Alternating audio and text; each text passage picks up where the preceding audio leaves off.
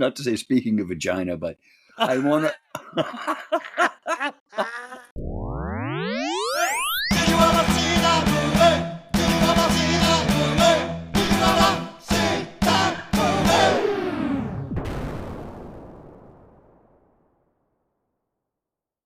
Showtime. Welcome to Hey, did you ever see that movie? I'm your host, Des, and as always, I'm joined by my lovely co-host, Lynn. Negasonic Teenage, what the shit? That's the coolest name ever. And joining us again this week, the podcaster with a fully packed pong, Pat. What's up, Pat? I will shoot your fucking cat. No one's shooting my cat. Mr. Jinx is on the bed sleeping. This week, we will be discussing the 2016 superhero movie Deadpool, directed by Tim Miller and written by Rhett Reese and Paul Wernick. It stars Ryan Reynolds, Morena Baccarin, T.J. Miller, Gina Carano, and Brianna Hildebrand. As always, this podcast will contain spoilers, so if you haven't seen the movie, go watch it, then come back and listen to the podcast. It wouldn't be the same if he didn't screw up a name. Oh, I just bulldozed through those names. No. And now it is time for another installment of Disaster Piece Theater. So sit back and enjoy the show. Welcome to Disaster Piece Theater, where me and my two co-hosts will act out one scene from the movie that we are reviewing for you this evening. So please, sit back, grab some popcorn, and enjoy the show. Quiet on the set! Camera speed. Sound production, take one. You are haunting. You look like an avocado had sex with an older, more disgusting avocado. And not gently, like it was a hate fucking or something. And there was something wrong with the relationship, and that was the only catharsis they could find without violence. Whew, you're one ugly motherfucker. Cut! Cut! Cut! Okay, that was fine. Okay, and now it's time for Dez's 4 and 1 fun and 1 fake fact, where it will be up to my two co-hosts to figure out which fact is total bullshit. Fact number 1. Ryan Reynolds paid the writers out of his own pocket. Fact number 2. Eva Mendes was the first choice for Vanessa, but she was contractually obligated to do another movie. Fact number 3. The Deadpool costume didn't have any muscle inserts, which is standard for superhero movies. Ryan Reynolds got buff for the part. Number 4. Deadpool was shot in Vancouver, British Columbia. And number 5. Filming was completed in only 3 months. Pat, which fact do you think is bullshit? Number 5. Okay, and Delyn, which do you think is bullshit? Eva Mendes. You got it. Eva Mendes was never the choice for Vanessa, but I think she would have been a very good Vanessa. She would have been a good choice. Yeah, so that I might would also agree if I knew who she was. She was in the movie Hitch with Will Smith and Kevin James, right? Not helping. Okay. She was. Well, it's a rom-com, so She was. The name sounds familiar. She was in Ghost Rider with Nick Cage. Okay, now I know. Yeah, now I know why they named the name from. I think she would have been good. She's a little hottie. All right. With a budget of $58 million and a box office gross of $782 million, this was absolutely a huge success. Let's do a couple of just quick opening thoughts. So I have a little thought on this. This movie feels to me like it's actually the sequel to another Ryan Reynolds movie that was called Waiting. And Wade is actually Monty from Waiting.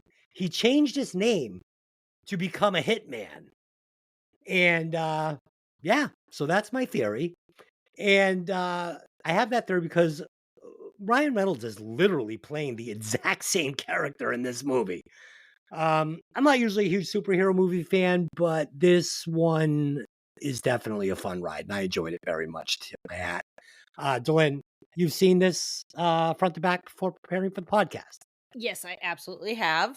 So it can't be overstated how much Ryan Reynolds is integral to the success of this movie and to it actually being made. Like, it just had been shelved a million times. Other actors had been, tied to it, and he kind of got a hold of it, especially around the time that he played Wade Wilson in Wolverine's Origins or whatever it was. It was the Wolverine Origin origin story. movie. Yeah, Yeah. and it was kind of like it was only okay, but what they did to Deadpool in that movie was an atrocity, and it was rude because you don't take Wade Wilson, Deathpool, the merc with a mouth, and sew his mouth shut. So gay. Like, Exactly. they literally ruined the character. So it was almost like he was on this vendetta to fix what had been done. And I appreciate that. And they really did a lot to stick to the comic in a lot of places. Like, and even if they're not sticking to the exact like storylines, they're sticking to the feel, the fourth wall breaks, the quips, Yeah. the over the top violence. Like, that is Deadpool. And it was the first rated R movie, comic book movie in a while. I think one of the Punisher movies had been rated R before this, but they didn't technically do very well when they were rated R because comic book movies are usually directed towards teenage kids. So, they were hesitant to do another rated R, but it needed to be an R. Like, if this had been a PG-13, it would not be half as good as it is. So just a tip of the hat to Ryan Reynolds because he really made it happen. So do you think Ajax's line later in the movie when he says, "I'll sew your fucking mouth shut," was a callback to the Wolverine 100%. movie? Absolutely. 1000%. Absolutely. I- Just There's like a ton of callbacks to everything in this movie. Yeah. And Pat, you've seen this front to back before preparing for the podcast? many times. I own it, and there's a lot of things about this movie that was great. Ryan Reynolds, if I remember right, they got a very small budget for this movie. It was not expected to do well. Fox really wasn't interested in it much. Mhm. And the 58 million was so much lower than what they use for most comic book hero movies. But Ryan Reynolds paid out of his pocket, off of what Desert said for one of his facts.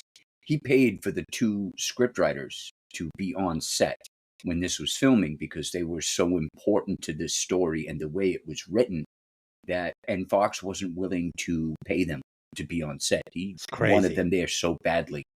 And apparently, I was looking forward to this movie when I saw the previews. And this movie it may not have even been made if not for the fact that the footage, there was footage leaked to the media, and it did so well. Yeah, it was basically test footage.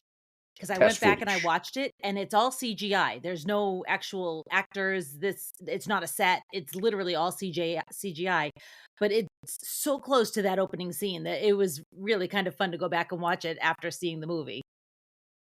Oh, absolutely! It's the opening sequence, what they call the 12 bullet shoot or something along those lines, was probably my favorite scene in the entire movie because you got everything you wanted out of Deadpool. You got the laughter. You got his ability to heal himself. It was just my favorite scene in the whole movie was the intro with the 12 bullet shoots. Okay. And Ryan Reynolds was the only actor ever considered to play Deadpool. That was the only other thing. So, Glenn, why don't you give us the synopsis and then bring us right into the movie? All right, so our synopsis is Wade Wilson is a former Special Forces operative who now works as a mercenary. His world comes crashing down when an evil scientist, Ajax, tortures, disfigures, and transforms him into Deadpool. The rogue experiment leaves Deadpool with accelerated healing powers, but he didn't lose his twisted sense of humor. With help from mutant allies Colossus and Negasonic Teenage Warhead, Deadpool uses his new skills to hunt down the man who nearly destroyed his life. So getting right into it. Let's see here. I also would like to mention, before we even get into it, the scene, the credits at the beginning, the slow-mo of the flipping vehicle, replacing the typical credit rolls with stuff like asshats or the real heroes here. And then, of course... Some douchebags film. Yeah. And, of course, Juice Newton's Angel of the Morning playing... Like, Juice Newton. Who pulled that out of the mothballs? But it's so perfect. It's amazing. So And I love When I that saw- everyone's listening to it. It's in the car, it's on the radio. It's great. yeah, it's awesome. And as soon as, and with huge anticipation for this movie, after all the hype, I was really, really looking forward to it. And when I saw the names for the title credits, a CGI character, a gratuitous cameo appearance, yeah. I'm like, and when I saw some douchebag's film, I'm reading these credits one after the other, and I'm like, oh my God, this movie is going to be hysterical. Yeah, unhinged. So here we go. Wade Wilson, also known as Deadpool, played by Ryan Reynolds, is in a cab. He's bored in the back seat, and he squeezes himself through the small window between the back and front seats to chat with the cabbie Dopinder, played by Karen Soni. Deadpool asks Dopinder about a picture of a girl he has in his car, and Dopinder says she was his girlfriend until he lost her to his cousin Bandu. Deadpool tells Dopinder to hold tightly to the love he feels for the woman in the picture. In the middle of a bridge on the freeway, Deadpool tells him to stop and gets out, stiffing him for the cab fare. Deadpool waits on top of the bridge for his targets, but first addresses the audience and jokes about fondling Wolverine's balls to get his own movie. He then spots a caravan approaching on a lower level of the freeway. Jumping straight down, he hits a sunroof and lands inside one of the SUVs. A melee ensues where Deadpool dispatches all of the bad guys and flips the SUV onto its side. Deadpool's main target is Ajax, played by Ed Skrein, though he keeps asking everyone, "Where's Francis?" When the hectic movement stops, one thug's head is sliced off with a motorcycle chain, and another is gorily splattered against a sign on the highway. Awesome. So, Des, this is a way to start it, right? Yeah. So the Freeze intro, first of all, a couple of things that really made me chuckle. One was the Green Lantern picture in his wallet. I thought that was fucking great. Awesome. And you get the People magazine sexiest man alive, Ryan Reynolds, and a couple of times he's going to refer to himself in the movie.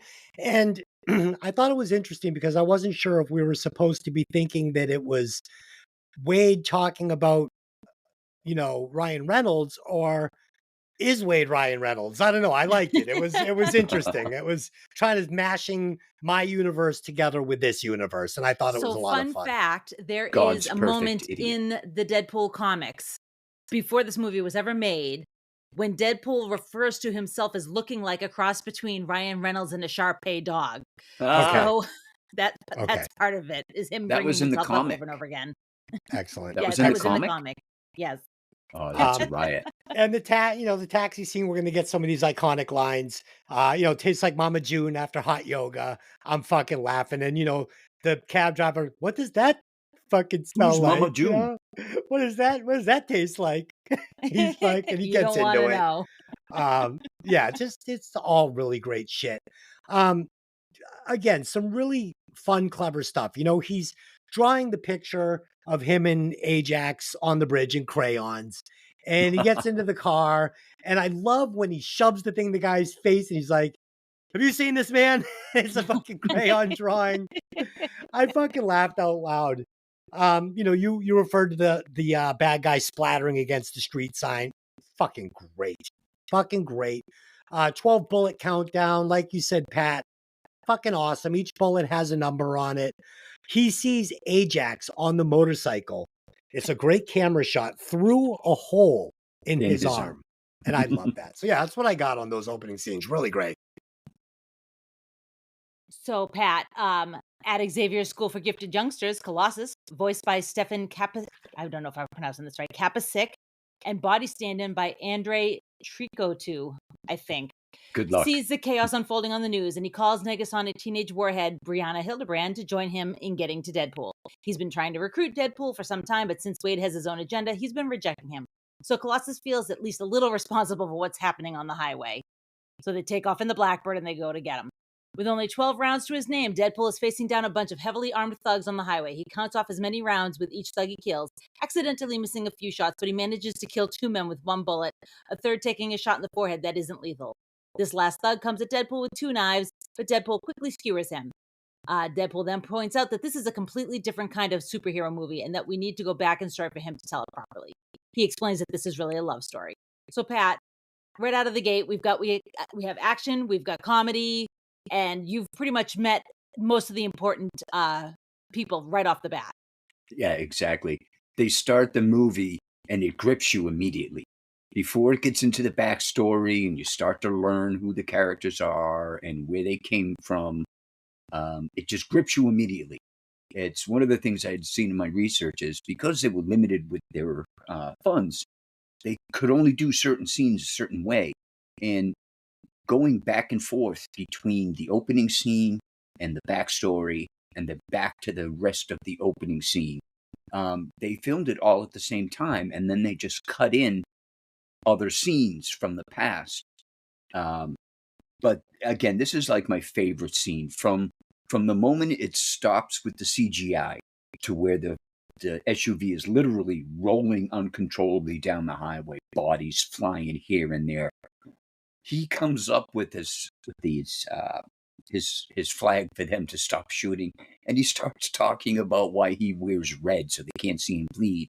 And one of my favorite lines, this guy had the right idea. He wore his brown pants. Yeah, And shitting him. that was like the second line that made me laugh my ass off. The first was when they stop the scene when the SUV is rolling, and he looks at the camera and goes, "Shit, did I leave the stove on?" Great. As soon as he said that, I was like, "Oh my God, I'm right. This movie's going to be awesome." So, Pat, good observation. This movie did not feel like it was on a tight budget when I watched it. It felt like it had a, $150 million budget. It did. And I think that's because they spent a lot of money on a few scenes that they knew that they were going to be able to use more than once. So instead of having, all these scenes that were kind of, budgeted, they had these really big budget scenes. They just went back to them, and it was super effective, and it made the movie feel like it had a really big budget, and I appreciated that. Yeah, I read the that. funny thing is that I actually wrote this later in the script, but I'll say it now because we're talking about it.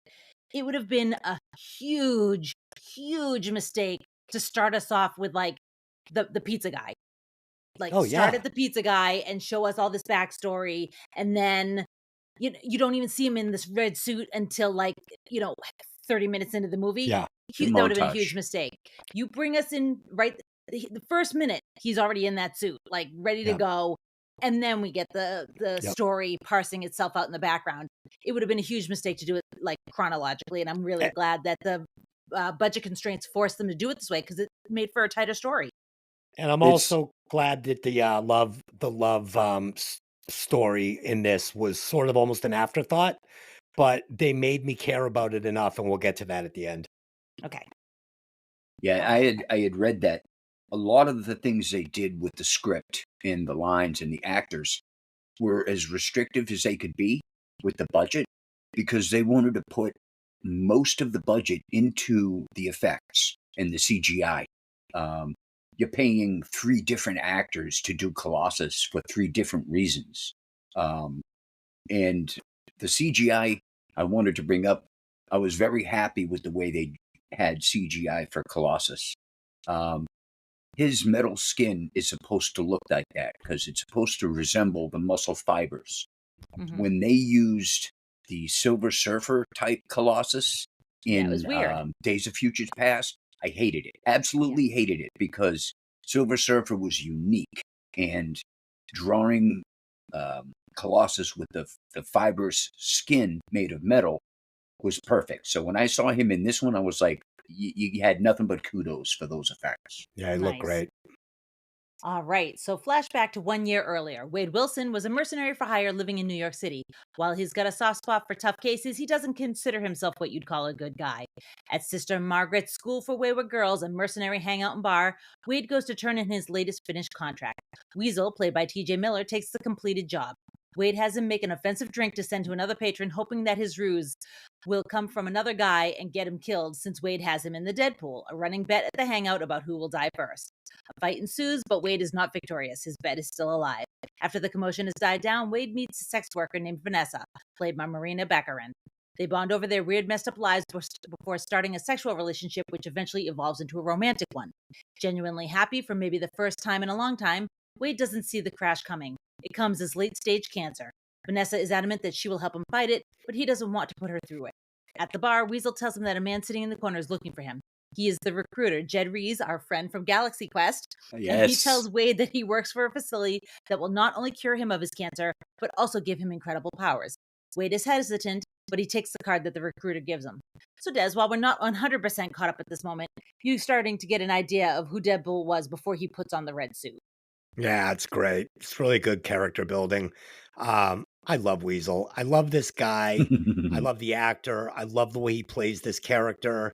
I love every character in this movie. I thought all of the casting was fucking balls on. So good. I really like when he puts the mirror up to the guy's face. Oh, he's still alive. Really good stuff.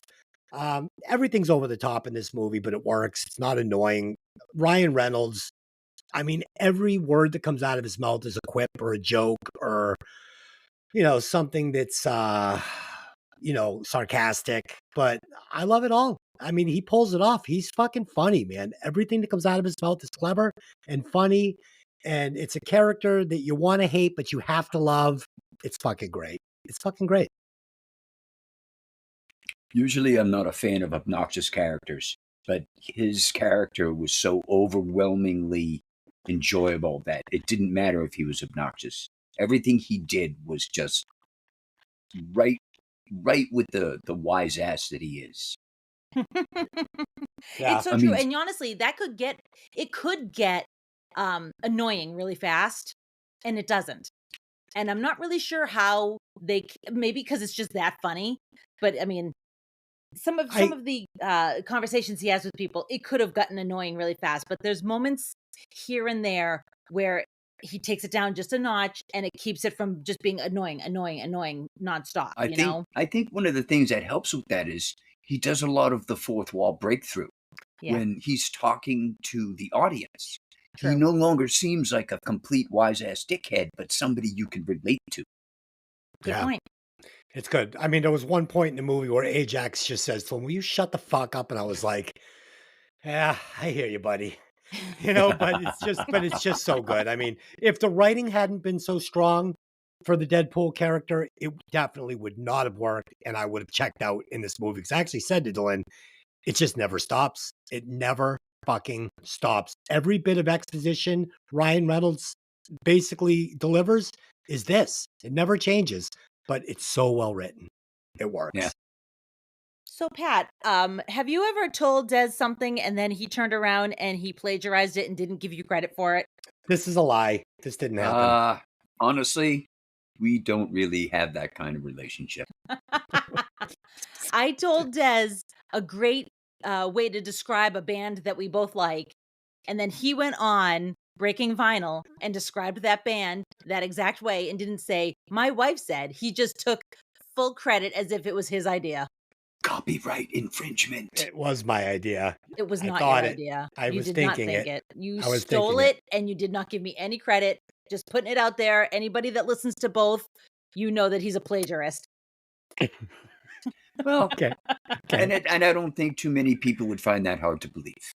True. Okay. All right. So let's move on. Back in the present, Deadpool sees Ajax riding towards him on a motorcycle. Deadpool deftly throws his katana at the bike, flipping it over and sending Ajax flying.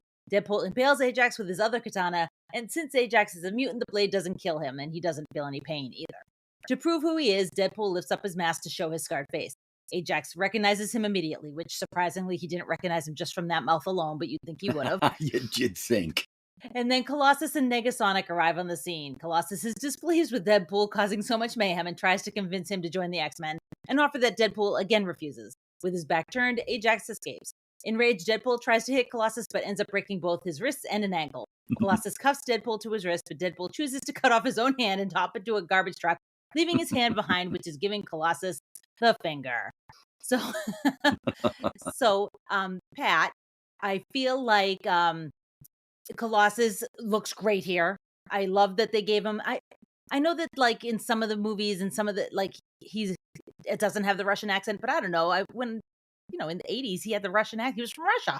So the comic has him and his sister from Russia. It had to have a Russian accent because I read that they really wanted the characters in this movie to be as close to the comic character itself. Yeah. And Colossus, Peter Rasputin, has a Russian accent. Yeah. And you're right. this is where you actually get full view. The scene just happens to be coming by now. That's why I keep looking off screen. The way they did him with the metal fiber skin was awesome, and he is such a perfect foil to Deadpool's character, to Deadpool himself. Deadpool's a wise ass killer with not many principles, and Colossus is your goody two shoes, big brother type character. But there was so many great lines in this scene when he's being dragged in handcuffs, and and Colossus says, "We'll have you speak to the professor." Deadpool makes a great line, McAvoy or Stewart, because there were two So different actors, and it was and anyone who's a fan of the X-Men movies is now laughing their ass off when he said that. It was just absolutely brilliant. So, Pat, which Professor X is your favorite? Stewart. Okay. And Dylan, which Professor X is your favorite? Well, it's hard to say because I really do love Stuart because he is the bald in the wheelchair guy. Elegant. He's But- elegant. Yeah, but like McAvoy, it was great to see him younger and interacting with Magneto when they were younger in the Days of Future Past and all the I love both of them. I can't choose. That's why I liked Days of Future Past. Yeah. Because you got to see the cast of both eras of Yep. the X-Men movies. And they tied them together so well with why McAvoy as Professor X, why he stopped. He took the drugs. He wanted his legs back, but it wasn't that. He had completely lost control of his power. And everything just tied in so well together with the future and the past in that movie that you had to like it. Yeah. And I mean, also, this is our first real good scene with Negasonic Teenage Warhead. And I love her. And I love his conversation with her, is it going to be a sullen silence or a sarcastic remark? You got me in a box here. The writing for this is why I can understand why Reynolds would pay the scriptwriters to be on set. Yeah, because it's worth the it. interplay between these characters is so awesome. I would like to say now, while I've got the mic, I read that. Now, I'm not familiar with the character Megasonic Teenage Warhead, but apparently they had to get permission from Marvel to change her powers. Yeah. Her powers were supposed to be telepathic and precognitive. Yeah. I think I know I just butchered that word. But they wanted her as a literal warhead. So what they did, and I thought this was pretty cool because I am a comic reader. I've read all the X titles. They made her power the power of the character Cannonball, who was impervious to any kind of injury while in his cannonball state, which is why Negasonic can do what she does. Yeah. And she almost reminds me, too, of a super hyped up Jubilee, because Jubilee basically had firecrackers, but, if she was super hyped up, she was explosive. Yeah. So it kind of reminded me of that, too, and the young girl situation, just so it gave me a little of that flavor. This is why I chose this movie. I was given the option to pick the movie this week, which I have never been given before. So thank you for that. You're welcome. I did want to pick a movie that I think all of us would enjoy, but I know it's probably the only comic book hero movie review we will do. Yeah. Probably because Deadpool was the only character that Des would enjoy. We are going to do The Dark Knight with Heath Ledger. That will be done. Okay, that's And DC we already universe, and we have done the original Batman. If you want to go back and listen to that one. Yeah, but But what? They're all fucking superhero movies. Yeah, well, until Marvel Studios became a force, they really didn't make a whole lot of money. Mm-mm. And this was True part enough. of that. True enough. All right. So on we go. In another flashback, Wade makes the choice to take the recruiter's offer. He wants to be able to be with Vanessa and knows she wouldn't allow him to do something so risky, so he leaves in the middle of the night. He goes to the facility where he meets Ajax for the first time, along with his cohort, Angel Dust, played by Gina Carano. After strapping Wade to a gurney, Ajax says that in order for Wade's cells to heal, they have to subject him to extreme stress for the mutant cells to activate. Wade undergoes horrific torture until Ajax tells him that they're making him into a super slave to be auctioned off somewhere. Wade makes fun of Ajax after learning his real name is Francis. Ajax finally straps Wade into a barometric chamber unit where his oxygen is gradually cut off. When Wade begins to lose consciousness, the oxygen automatically is increased. His skin and face blotch up, resulting in horrible disfigurement. Ajax opens the chamber and tells Wade that his cancer is gone because his mutation has activated itself and his body is fighting his cancer as quickly as it can metastasize, which will keep him alive indefinitely. Ajax orders the chamber to be sealed again, and Wade headbutts Angel and takes the match that she keeps in her mouth. Once alone, he lights the match and tosses it near the oxygen intake. The flame feeds back into the O2 tank and the facility explodes. Ajax goes down to see what happened where Wade is waiting. He attacks, but Ajax quickly gets the upper hand, impaling him on rebar. Ajax leaves the facility that's crumbling around Wade, assuming that this is going to kill him. Wade wakes up alive, but horrified by his complexion. He walks through the streets with a hood over his head, but the people that see him are creeped up by his appearance. He worries about what Vanessa will think if she sees him, so he avoids her completely. Guys, yeah, I mean, they say that these things come with a price, right? Yeah, so the mutation, when we finally see him mutated, it's tied to the gurney. I mean, this is Frankenstein. This is Frankenstein. This is taken right out of the Frankenstein movie. It looks like Frankenstein. The transformation is done. I thought it was really clever. I thought it was really cool. You know, I don't hate Ajax as much as I should because fucking Wade is asking for it. He's fucking asking for it. He is fucking daring this guy to fuck with him the entire time he's there. Like, yeah, he's going to get fucked with because we see the other participants are being fucked with and he's going to be tortured, but only enough to make the mutation. Like, he's made it now Ajax's mission to fucking like make it as horrible as possible. And he just dares him right to the end to continue like upping the ante on these torture procedures. So I don't hate Ajax for what he's doing. Wade is forcing him to do it. So we're going to get this fight between Ajax and Wade after the fire. And this is now, Wade is now Deadpool. He's got Deadpool's powers. And he gives Ajax a pretty good hand-to-hand fight here until Ajax finally gets the upper hand and, impales him with a rebar. So I had to do some research. I wanted to know what Deadpool's powers were. I thought it was just regeneration. No, he does have super strength, but it's very limited in the superhero universe. He can lift up to 800 pounds. So he's like a really super buff version of like Batman. Batman's like the strongest man alive. Like he could probably lift, if the strongest man in the world can lift, I don't know what a strong man can do, but I'm guessing there's men that can probably lift 500, 600, 700 pounds, So Deadpool is stronger than a mortal man, but he's not strong in the superhero world. Ajax, on the other hand, has heightened agility, and he can lift 100 tons. Okay. So we've got a man that can lift 100 pounds, 800 pounds against a man that can lift 100 tons with heightened agility. This fight would have lasted 10 seconds. 10 seconds. That's it. One punch, Wade is out.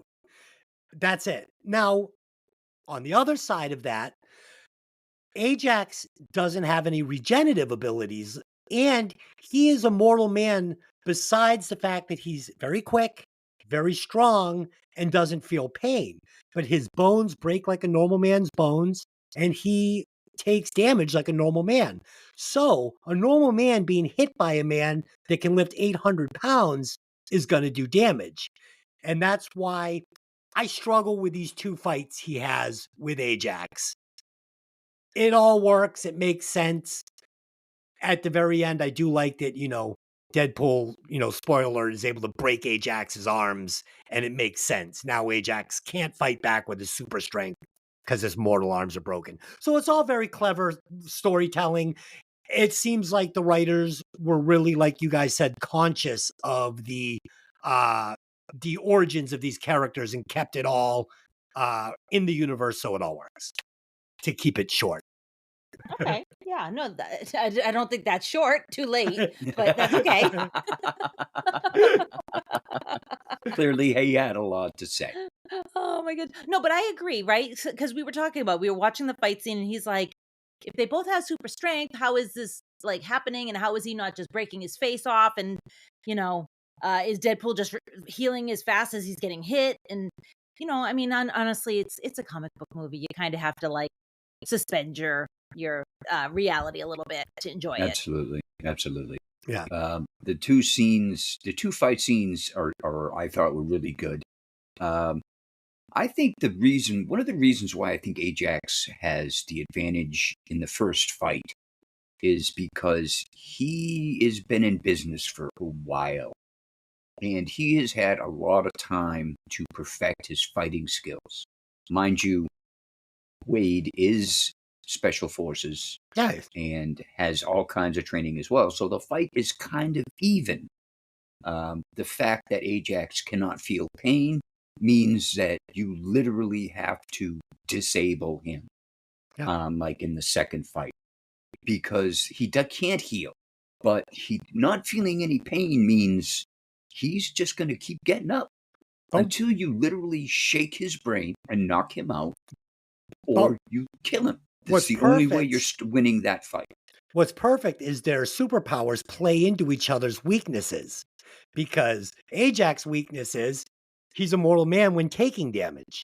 He's going up against a man, though it not be superhero strength, it's still superhero strength. So when Ajax is taking these shots, he's getting fucked up. So he may be landing more on Deadpool, but now Deadpool's strength is he can regenerate very quickly. So that kind of negates Ajax's strength of being it's really clever. It's very clever. Well, just exactly like in the second fight, Wade takes a blade to the skull. If the roles were reversed, that fight would have been over right then and there. I had a problem with that. This is why I had a problem with that, because his brain would have been catastrophically destroyed by that knife going into it. We saw how fast it took him to regenerate his hand. So with small damage, it seems Deadpool regenerates very quickly, but with big damage, like losing a hand, it takes a while. Not sure the brain would have healed in the, 50 seconds. Okay. And when Ajax takes the Takana through the chest, should be dead. That's it. Yeah. You're done. It's the physical damage alone. Katana. It's not a Takana. It's not a street bike. No. No, but you're right. I have to agree with you. The fact that Vanessa runs that blade through him, how catastrophic internal injury doesn't put him down is, I mean, sure, he can't feel it, but what kind of damage is that blade doing? Liver, kidney, spleen. Doesn't lungs. Matter. Done. Also, you're done. It should have gone through a less vital part of his body. Right. Also, before we get too far ahead of ourselves, this is one of those moments I was talking about, a quieter moment, when he has the conversation with the other guy in the gurney, and they're talking about the banana pancakes and the kids, and he's talking about Vanessa, and it's just, to me, that was a nice moment because it's a quiet moment. He's not wisecracking. It's a character building moment, and I appreciate that. Yeah, I agree. At Sister Margaret's, Weasel encourages Wade to make a suit and mask and to disguise himself as he goes looking for Ajax so he can fix his face. Picking the name Deadpool, Wade begins to systematically slice and dice his way through Ajax's cronies. We can see the evolution of his costume, including picking red because Blind Al told him in the laundromat that he should wear red to hide the blood. Eventually, he finds the recruiter who sings about Ajax's location before Deadpool kills him. So, Des, here we are. We're all caught up now. I appreciate them parsing out the backstory this way, like I said earlier. If we had started with the pizza delivery guy, it would have been way too long to get to him in the suit. Right. Yeah, we actually didn't discuss that scene at all, the pizza delivery guy scene. I did. I just said that he was a good guy. Yeah, we didn't go into it. It was one of my favorites. One of my favorite scenes. Yeah, it was one of my favorite scenes in the entire movie. I loved it. Those are blue jeans. They're not a chandelier. Fucking. I'll shoot your fucking cat. I don't have a cat. And whose litter did I shit in? Yeah, all great. It's a great scene. It's all how funny Wade is in this scene. Yes. The pizza guy, he thinks he's there delivering pizza. We find out he's the mark. He goes to hand the guy the slice of pizza, drops it on the floor. Awesome. It's fucking great, man. It's fucking great. He says to the kid, you're going to see my hard side. That came out wrong. or did it? I mean, it's fucking great. I really love it. He goes to the girl, tells her he's not going to be bothering him anymore. She says, you're my hero. He says, that's something I'm definitely not. I'm not a hero. So yeah, all really great. And then, forwarding to where we are, I love this montage of him going through this fucking group of bad guys. The Zamboni guy. Oh, You're going to get killed by a Zamboni. so fucking good. So good. He's beating the woman. I don't know if I should hit you more or less. Is this wrong? I feel misogynistic. Or is it more misogynistic if I don't punch you again? I mean, Fucking spider monkey. yeah, all of it. All of it. I fucking love it. I love how he starts off with the version of the Spider-Man mask that, Tobey Maguire starts off with, and from what I understand, they wanted this to look like Spider-Man, right? I had read that they wanted Deadpool to look like Spider-Man. So this was intentionally done. I don't know a ton about it because I'm not into it, but I know that there is paths that cross in the comics with Deadpool and Spider-Man. And that's possibly part of it, is that they really wanted it to kind of play off each other a little bit. But, because Sony owns Spider-Man, anytime you want to bring Spider-Man into anything, it turns into like this big legal wrangling, which is what they've had to do with the Tom Holland movies. In order to include Tom Holland in all of those Avengers movies, it was like, heads butting, and at some point they were saying like, that's it. Sony's pulled out. We're no more Spider-Man in the MCU, and they ended up going back to the table and making it work. So it's so difficult to get Spider-Man into different things because Sony is like that, For sure, they wanted the Deadpool outfit to look like Spider-Man. They modeled it after that, and I love this fucking costume, and I love this mask. What they did with the eyes, so fucking good, man. Such a great outfit. This montage was another one of my favorite scenes. From the beginning of his costume to Al telling him about how to clean the blood out of it, calling him a dumbass. So good. I love her. Oh, she was so awesome. And the funny thing was I don't know why, but I thought it was Nichelle Nichols from Star Trek. I did too. Leslie. Okay. So I'm not totally insane. Yeah. I was reading the cast. This is the Mandela effect. We all remembered this being Aurora, or whatever her name is from the original. What is it? Uhura. Uhura, from the original Star Trek. It is, isn't it? No, it's Leslie Uggams. Yep. You sure? Yeah, sure. Absolutely. Wow. But this to get back on track, this scene, everything about the scene, the way his costume evolved, the way he came up with the name Deadpool. That I really love between him and Weasel. Should you be like super sarcastic guy or Captain Deadpool? And the names he came up with, Mr. Never Die, Captain Wisecracker. No, Wade the Wisecracker. Mr. Never Die. But when he saw Deadpool, and then you had to laugh because Wade comes up with Captain Deadpool. And they both realize how stupid that sounds. Just Deadpool. Yeah. And then the song. Even the song is the same way as they're going through the montage as he's working his way through Francis's men. The song itself said the same thing. Captain Deadpool. No, just Deadpool. And I was in tears. It was so good. And when he's on the Zamboni and that guy is bleeding on the ice and he's crawling away and Wade is laughing his ass off. You're about to be killed by a Zamboni. Oh, I was in tears. Love it. Tears. Such a great montage. I also want to say that I appreciated that they didn't do too much with the cancer scene between him and Vanessa. It was just enough. And it was so funny because the small amount of time they spent developing the story between Wade and Vanessa it just shows how strong and tight this writing was, one, and two, how good the chemistry was between Ryan Reynolds and this actress, because man, they only had like maybe 5 minutes of screen time together. And when they reconnect at the end of this movie, holy shit, if it didn't feel like I just watched an hour and a half rom-com or an hour and a half fucking romance movie between two people. Like they had built that much good faith with me in this relationship. Like I was all in. Like I just watched a lot of it. Yeah.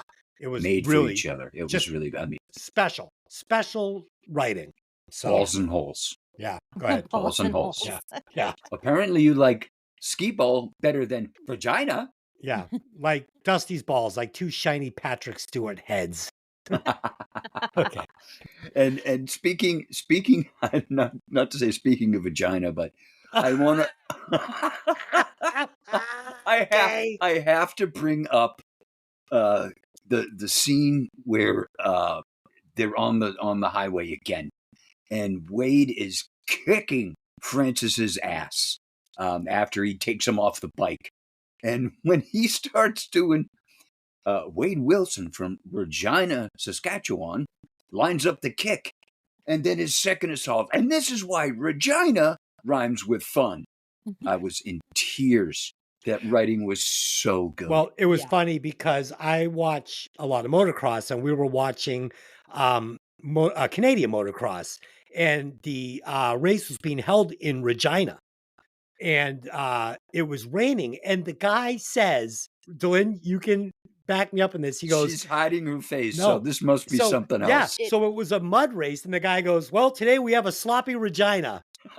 And like you could tell he realized what he had done after the fact and was like, dude, it was perfect. He Today legitimately said that. It 100% He literally happened. said that. Today we have a sloppy that Regina.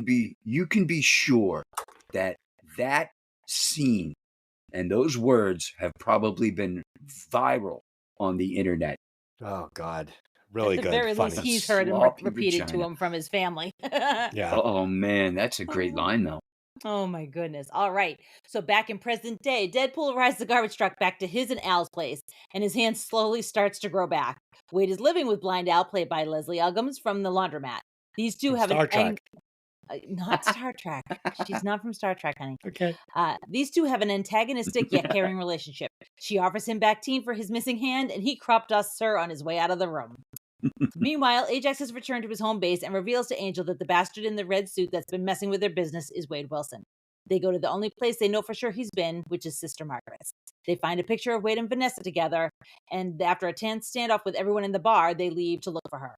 His hand is now forced, and Wade goes to the strip club Vanessa works in. We get a fantastic Stan Lee cameo as the DJ before Wade chickens out on talking to Vanessa. While he's in the bathroom giving himself a pep talk, Ajax is able to lure Vanessa outside and abducts her. Wade realizes when he finds his Bernadette Peters coin purse on the ground outside what's happened. So, Pat, I know I covered a lot of ground here, but the true thing to focus on is that the Kulin is an improvement over the Hurdal. I was so lost to that entire exchange about furniture.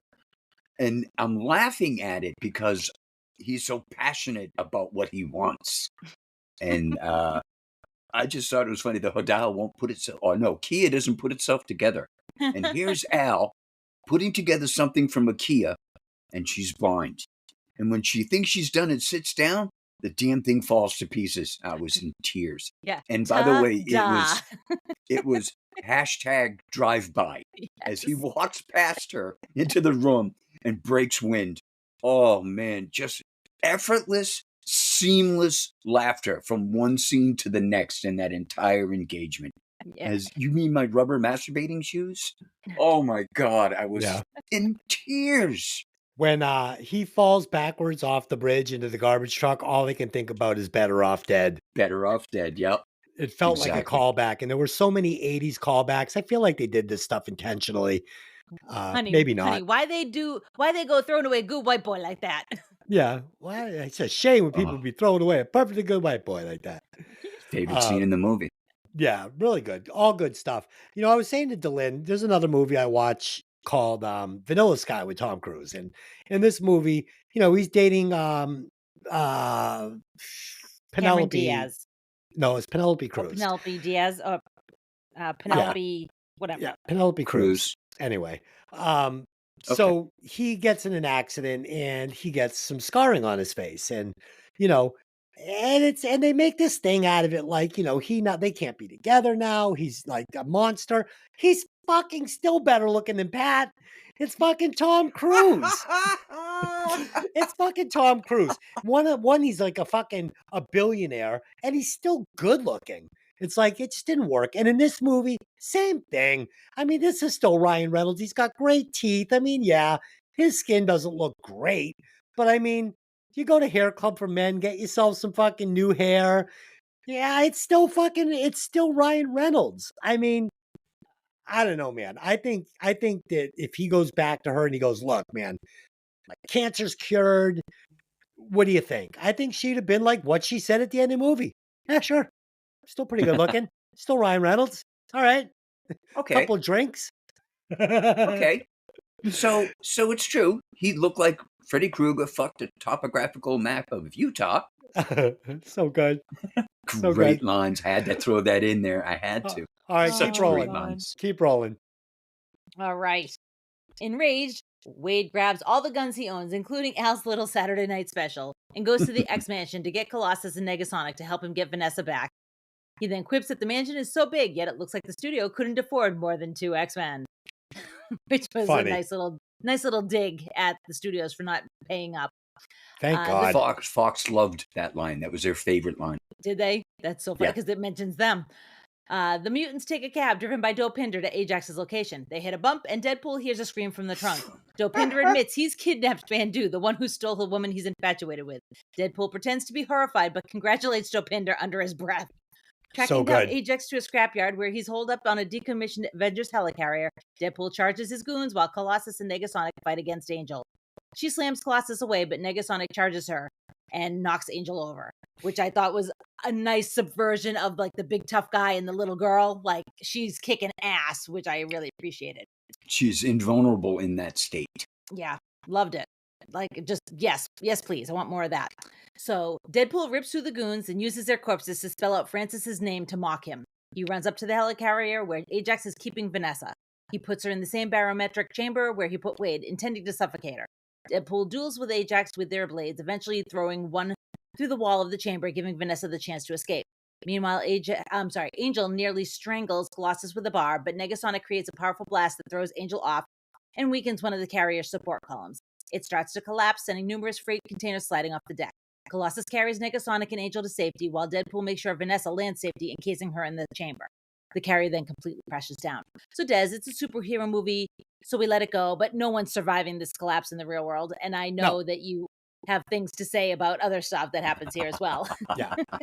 Well, so first of all, I love when Weasel says to fucking Wade, I go with you, but I don't want to. It's fucking great. And then he says, you want to get wasted? Fucking, yeah, it's really fucking funny. Des and I have said that so many times. We use that at work fucked up. constantly. I know. No, I'd stay here and finish painting this with you, but I don't want to. And I get in my car and leave. And that's true. And that's true. We get the way overused slow motion scene from Reservoir Dogs that every movie steals. And I love it every time I see it in every movie. It was so great the first time, and it's just great every single time. We get it in fucking Swingers. We get it over and over throughout movies, and I love it. The use of the DMX song, too, here is just like, so good. The fight between Angel and Colossus, and not just the fight, but the banter. I almost get a little romance feel. Her boob comes out. He's like, oh, the boob is out. And he puts his hand up so he can't see the nipples. Yeah. I love the dynamic between these two. I love the fight. I felt a little romance. It really worked for me. And, you know, Gina Carrera, she's fucking great in this role. Also, go ahead. I'm sorry. No, I was going to say. You interrupted me. Go. Well, now I feel bad saying that she played Cara Dune in The Mandalorian. Oh, shit. No, you interrupted me for that? Sorry. Wow, what a hot take. Okay. How exciting. I love I love when he spells out Deadpool in the bodies. And we already went through what I think about the fight between Ajax and Deadpool. It was fine. I think Vanessa, like Lynn said, she would have been killed in that fall. The oxygen tank did not have a NASCAR roll cage in it. She's fucking done.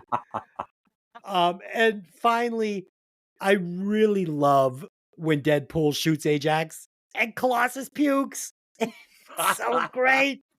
Awesome. So when she goes to lift the mask, I got choked up. And then she said she'd be happy to sit on his face. And I literally started crying. And I've seen this before. And my score went up because I had a score written down. And then I just went, fuck, man. If this movie isn't just written so well and acted so well and cast so well that I am fucking now crying during a superhero movie that I've seen like 5 times. That's it. It was put the fucking nail in the coffin for me. I was like, wow, really good. So yeah. Pat, what'd you think?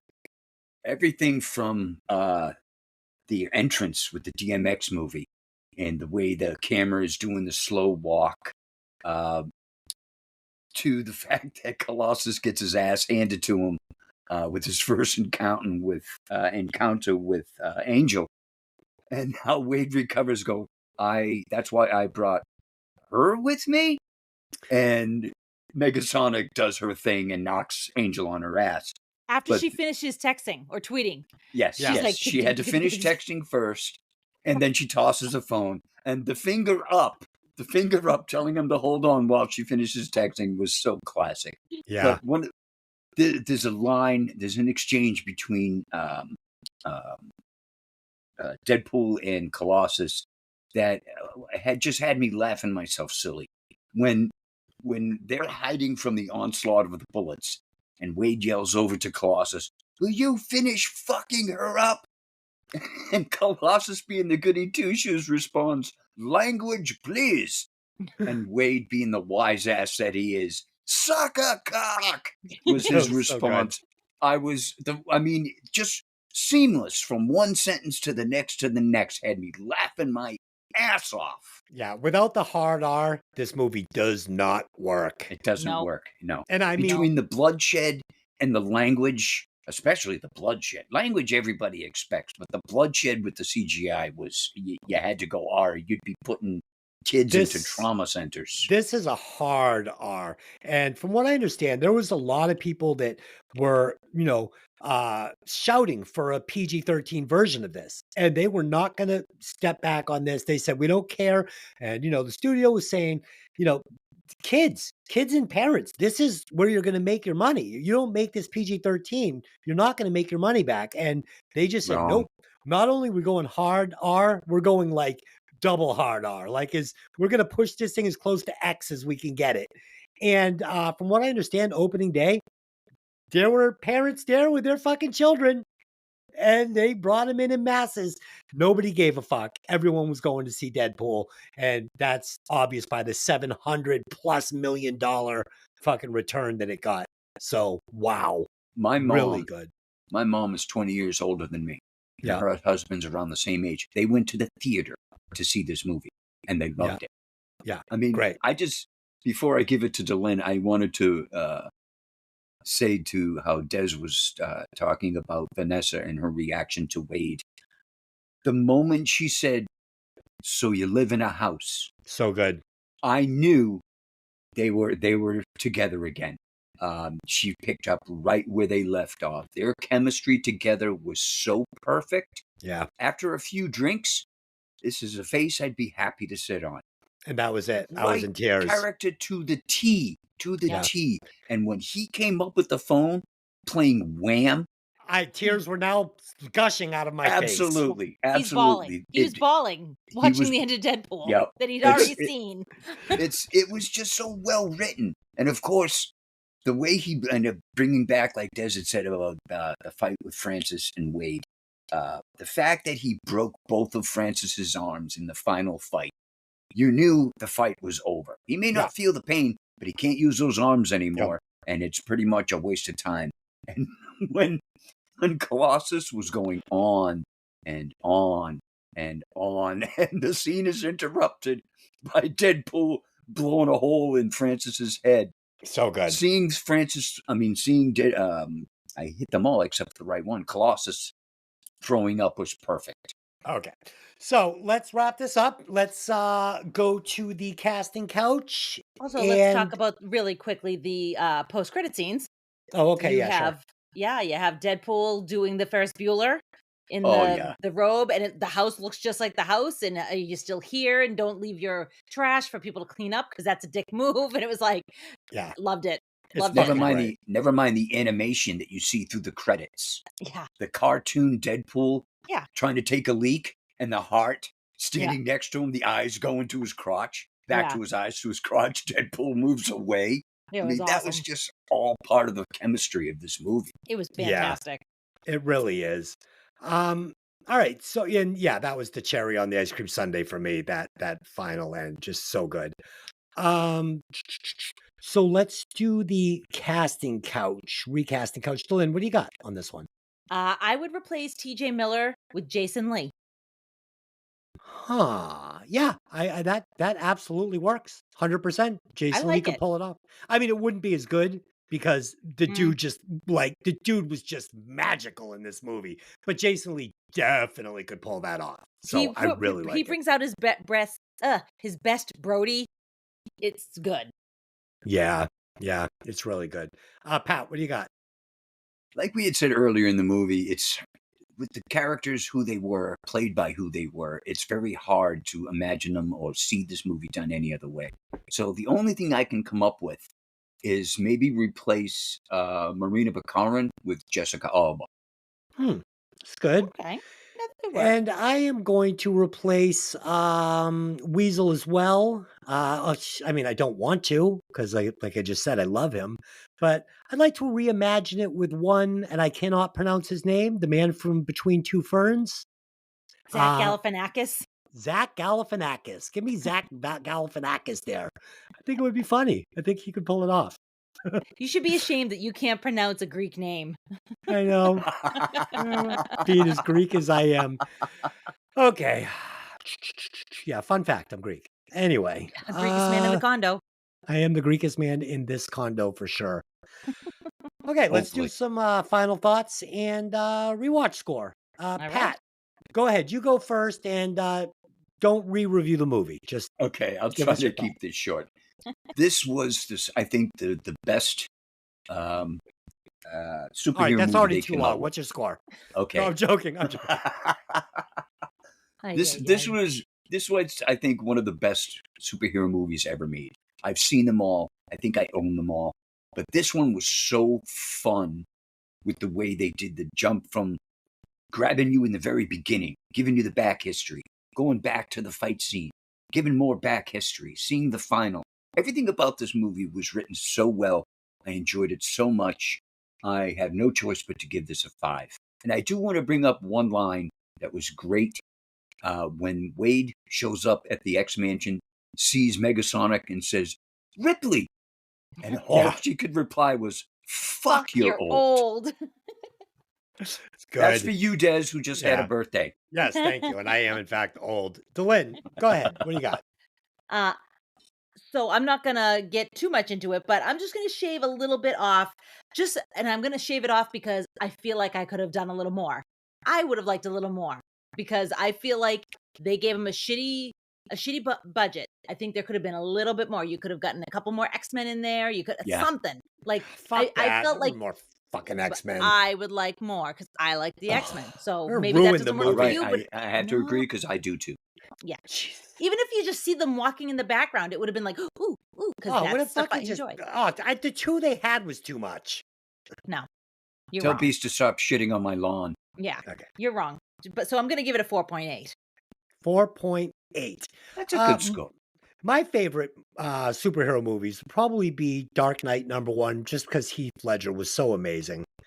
Joker would be #2, just because it's like Taxi Driver. It's art. It's a movie that is set in real life. I mean, this fucking is special. It's special. Joaquin Phoenix is special. And Deadpool would probably come in at #3, followed by the original Batman with Michael Keaton. Those would probably be my favorite superhero movies. Yeah, so you get to give a rundown of all your superhero movies, but you tell us to fucking wrap it up and keep it short. Yes, it's his show. It's my show. I knew he was going to say that. I knew he was going to say that. Finally, and I like to try and make the listeners hate me like they do on Breaking Vinyl. Yeah, well, you called the Heath Ledger Batman movie the first Batman movie, so right off the bat, you've got a problem. It was not. It was the Batman first. Begins was the first one. He is Actually, a DC fan, but not a very accurate Actually, the one. first Batman movie is fucking with fucking what's I his mean, face the and what's first his Christopher face. Nolan Adam Batman West? movie is The Dark Knight. It's not The Yeah. Dark Knight. It's Batman Begins. Batman Begins. Then The Dark Yeah. Knight. Yeah, So well, you the were only one wrong that on all matters. parts. The only one that matters is The Dark Knight. Sure. Okay. How exciting. So, You say so. this Deadpool, this is a crazy different superhero movie. It's mixed with comedy, horror, romance, and action, and somehow it all works. I had it at about a 4.79, but when I cried at the end and then they did the Ferris Bueller, I said, fuck it. This is a 5 fucking rewatch movie. It's a perfect movie. It fucking is. It's perfect. There's nothing I would change. There's not one hole in it. It's fucking great. So, Philin, will you please calculate those scores and tell us where it falls on the Hey, did you ever see that movie chart? It deplaces Jaws and Dodgeball at number 2, become Soul number 2 with 4.9333. You know what? I am so fine with that. I would rather watch it than either of those two movies. What's in first? Beverly Hills Cop, Galaxy Quest, Lethal Weapon 4, and The Thing. They're all Beverly tied Hills. for first. Beverly Hills Cop 4, right? No, Beverly Hills Cop. The Lethal first one. Weapon. The original Beverly Hills Cop. Nice. Yes. Is a 5. Lethal Weapon 4. Yes. Galaxy Quest and The Thing. Galaxy. Yeah, And I The Thing. I can happily see this sitting at in 2 because it's that close to being in 1. I think that this is probably better than The Thing, in my opinion. I would have Different. to agree, but I Different. don't remember The Thing, so I'm going to stick with It's where not I am. better there's a- than The Thing. It's different than The Thing. Okay. Well, I like that. I think that this is definitely in rare company. This is a great fucking movie. Okay. So next week we will be back where we will be reviewing Fast Times at Ridgemont High with Mikki. This is one that I am extremely excited to watch and revisit. I actually watched it the other day. It'll be fun. Let's go. Yeah, Mikki was here visiting with us over the weekend, so it'll be fun to do a movie with her next week. Let's see. We just reviewed some stupid Foo Fighters album on Breaking Vinyl, so that was fun. You might enjoy that. Go over and check that one out. And yeah, so that's it. Leave us a 5-star review if you're listening to us on Apple. It makes a difference. Helps it makes it easier for people to find the podcast. Oh, would really speaking of appreciate it. reviews, I would like to mention that while Mikki was here this past week, we went to see Duran Duran because that's what we do. And I met one of her friends, this woman named Stephanie, who picked my brain a little bit about podcasting and what we do. And then she was nice enough to listen to the podcast, gave me some feedback, and then went and gave me a nice review. So I just wanted to say thank you very much, Stephanie. We appreciate it here.